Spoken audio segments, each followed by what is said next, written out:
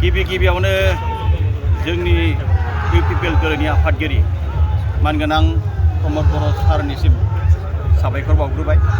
आरो दिनैहाय मानास सेरफां समष्टिया दिनैहाय समबार बाराय मोजां दिन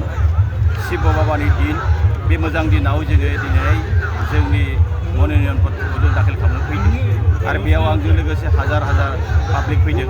आरोबाव बिथांमोनखौ जों बादा होनानैसो दोनदों नङाब्लाथ' लोब फैखायोमोन मिनिमाम 10,000 फैखायोमोन जोंजों दा बादा होनानै दोननायखायसो बिथांमोनहा थादों आरोखि दा दिनैनि दिनावहाय मानास सेरफां समष्टियाव खुनु साननांगौनि खुनु प्रश्नआनो गैया खुनु सन्देहनि खुनु प्रश्नआनो गैया मानास सेरफां समष्टियानो देरहागोन बे जौसे खोन्दो रोखा आरो बेजों लोगोसे जों बिटिआरखौ जे सासन खालामनो हागोन बिटिआरखौ जे खुंथायखौ जोंनि आखायाव लाखिनो हागोन बे बुस्थुआ रोखा बिथांमोनाथ' गावनि भाषायाव गावनि रावाव अन्तत माब्लाबाबो गावखौ गेजेन होननानै बुंनानै लाखानाय नङा गतिके बै फैगोन रिजाल्टआसो मिथिगोन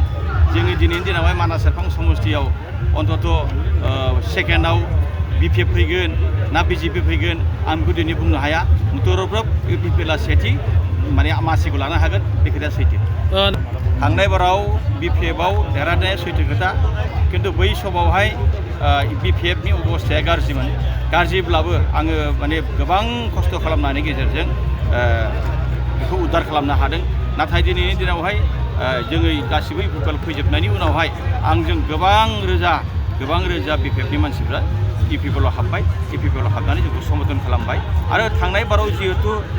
मुसलमान आरो बेंगलि राजबंशीफ्रा इउपिपिएल दोलोजों एथ' खम पार्सेन्ट समर्थन दंमोन बे बेलायाव जों नुबाय एकदमबारे 100आव 50% दिनैहाय इउपिपिएल दोलोजों हाबफैगासिनो दं बे बुस्थुखौ बुंनो हायो